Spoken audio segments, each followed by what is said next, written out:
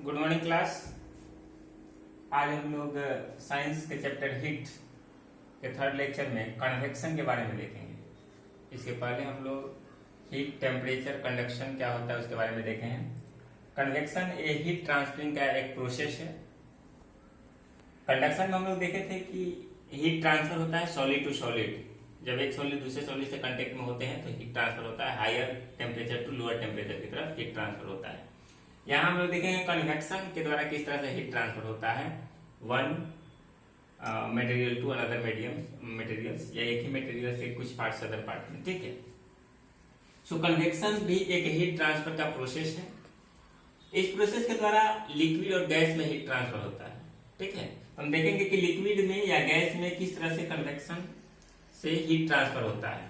ठीक है, ये वाटर में हीट ट्रांसफर हो सकता है, एयर में हीट ट्रांसफर हो सकता है इस प्रोसेस के द्वारा। लेकिन एक चीज एसेंशियल है कि हीट ट्रांसफर होगा जब मीडियम्स रहेगा। बिना मीडियम्स का हीट ट्रांसफर नहीं हो सकता है। जैसे वैक्यूम में हीट ट्रांसफर नहीं हो सकता। हम लोग थ्री टर्म्स को देखेंगे।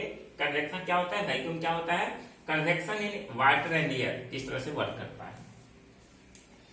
सो वैक्यूम ऐसा स्पेस है जो जीरो स्पेस है, that is fully empty space, जहां पे कुछ भी नहीं हो, कोई मटेरियल ना हो, यहाँ तक कि एयर भी नहीं हो।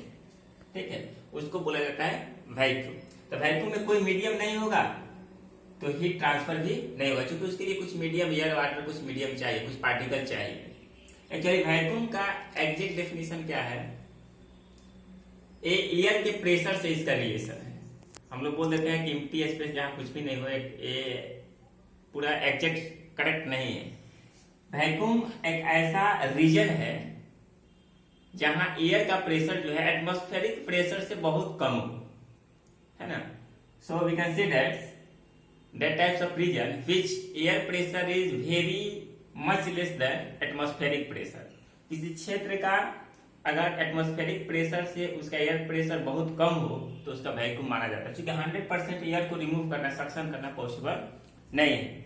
हम लोग कैसे जाते हैं, और सरफेस पे जैसे ऊपर की तरफ जाते हैं तो धीरे धीरे एयर का प्रेशर कम होते जाता है, और ऊपर जाएंगे और कम होते जाता है, और कम होते जाता है। तो जहां पे एटमॉस्फेयर का जो प्रेशर है उस रीजन से ऊपर जाने के बाद एयर का प्रेशर कम होता है, वो वैक्यूम रीजन में आ जाता है। ठीक है, या कहीं सब लोग सक्शन पंप के द्वारा भी एयर को बिल्कुल निकाल देते हैं, फिर भी कुछ ना कुछ एयर रह जाते हैं, उसको भी वैक्यूम मान लिया जाता है। तो वैक्यूम में कन्वेक्शन के द्वारा हीट ट्रांसफर नहीं हो सकता है, क्योंकि उसमें कोई एयर पार्टिकल्स या मीडियम्स नहीं है। सेकेंड हम लोग देखेंगे कन्वेक्शन के द्वारा एयर और वाटर में किस तरह से हीट ट्रांसफर होता है। से मान लेते हैं कि एक कंटेनर है, वाटर कंटेनर है, इसमें वाटर, थोड़ा देर के लिए इमेजिन करते हैं, इसमें वाटर है।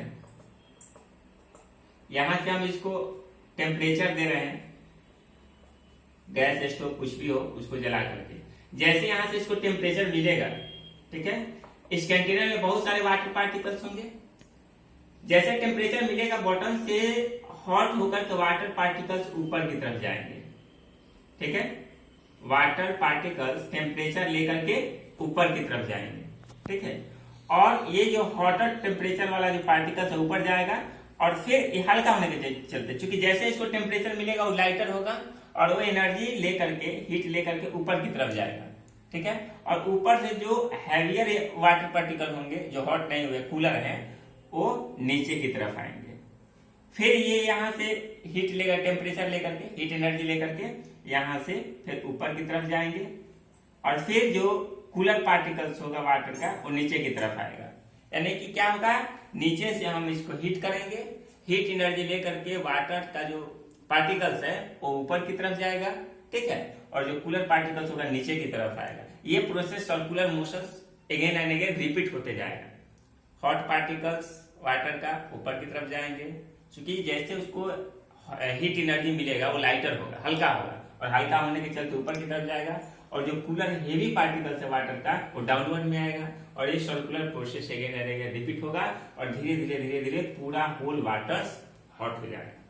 ठीक है, ऐसा नहीं होता कि हम नीचे से टेम्परेचर देते हैं तो नीचे वाला वाटर लेवल हॉट होता है, और ऊपर भी हम टेम्परेचर देते हैं ऊपर वाला होता है। हम तो टेम्परेचर नीचे की तरफ देते हैं, और उसी टेम्परेचर से पूरा होल वाटर मेरा हीट हो जाता है। क्योंकि यही प्रोसेस होता है, इस प्रोसेस को बोला जाता है कन्वेक्शन। क्योंकि जैसे टेम्परेचर मिलता है तो हीट एनर्जी लेकर के वाटर पार्टिकल्स ऊपर की तरफ चले जाते हैं। जैसे हीट होने से ऐसे भी हम लोग पढ़े हैं कि किसी ऑब्जेक्ट को हम लोग हीट एनर्जी प्रोवाइड करते हैं तो एक्सपेंड करता है, फैलता है ना। मैक्सिमम चीज के साथ ये नियम लागू होता है कि हीट एनर्जी पा करके कोई भी ऑब्जेक्ट एक्सपेंड करता है और कूल होने के बाद कंप्रेस हो जाता है। लेकिन इसका भी एक एक्सेप्शन है, एक अपवाद है क्या, जिसे मान लेते हैं आइस। आइस एक ऐसा मटेरियल है जो हीट होने के बाद वो एक्सपेंड नहीं करता है बल्कि कंप्रेस कर जाता है। जैसा कि इसको हम एक एग्जांपल के माध्यम से क्लियर समझ सकते हैं। इसको इरेज करते हैं। आइस के साथ ये नियम लागू नहीं होता है कि उसको हीट करने के बाद वो एक्सपेंड करेगा। जैसे मान लेते हैं कि एक ग्लास हमारे पास वाटर, एक ग्लास वाटर है, फुल ग्लास वाटर, ओके। इस वाटर को अगर हम फ्रिज में डाल देते हैं, इसी ग्लास के वाटर को हम फ्रिज में डाल देते हैं, ठीक है।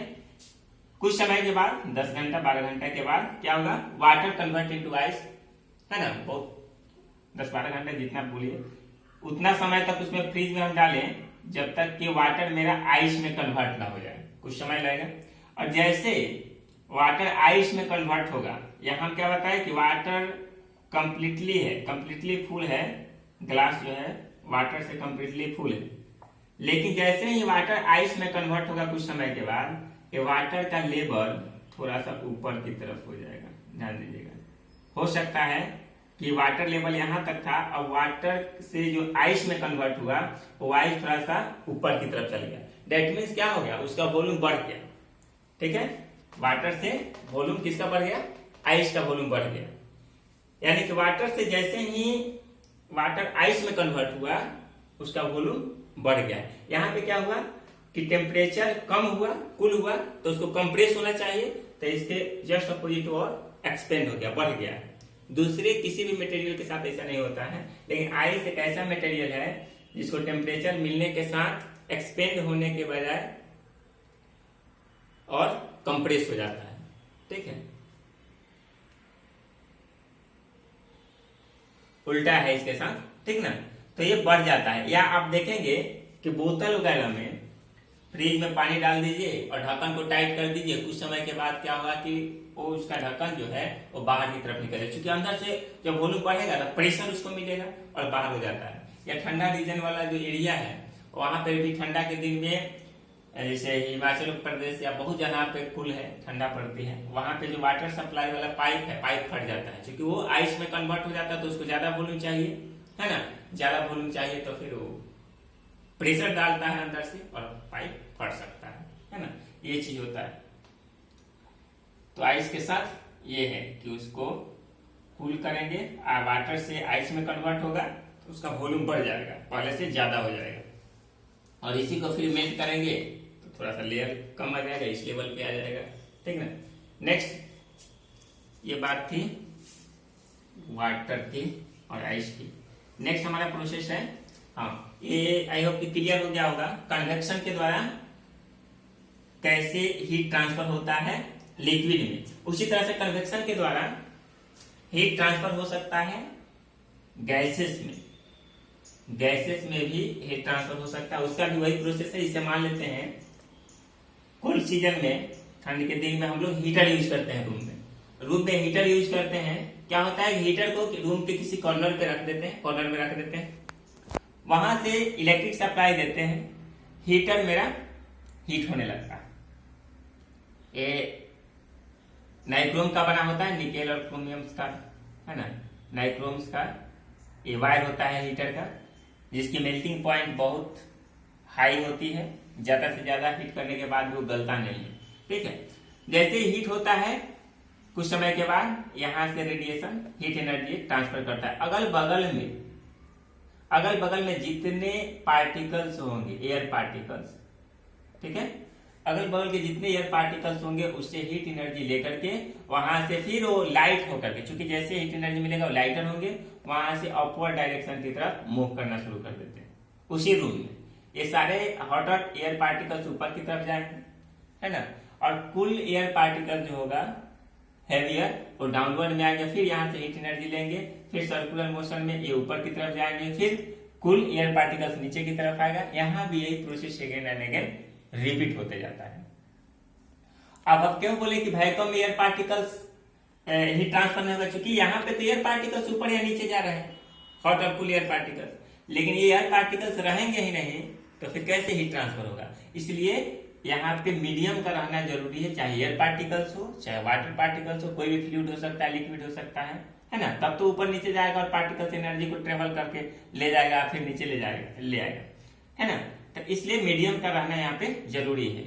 लिक्विड के जस्ट ही उसी टाइप से गैसेस में भी कन्वेक्शन के द्वारा हीट ट्रांसफर होता है one part two another part, ठीक है। और ये process again and again repeat होते रहता है और एक समय आता है पूरा रूम्स हीटेड हो जाता है ना। तो ये था प्रोसेस कन्वेक्शन का, है ना, कन्वेक्शन के द्वारा एयर और वाटर में किस तरह से हीट ट्रांसफर होता है। नेक्स्ट हम लोग को लास्ट एक और टर्म्स है रेडिएशन।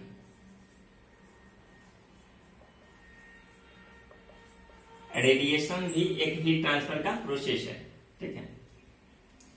इसमें एक ऐसा प्रोसेस है जो विदाउट मीडियम से भी हीट ट्रांसफर होता है।